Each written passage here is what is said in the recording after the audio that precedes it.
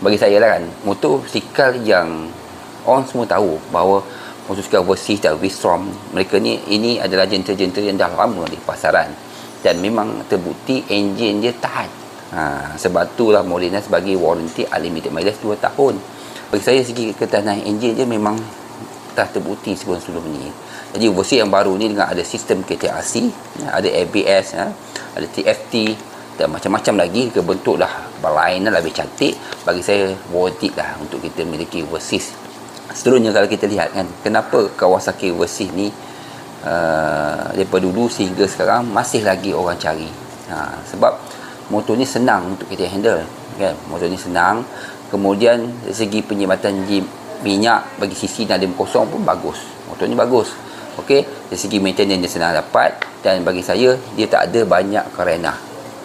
Okey, yang tadi dia orang ceritakan kenapa tak ambil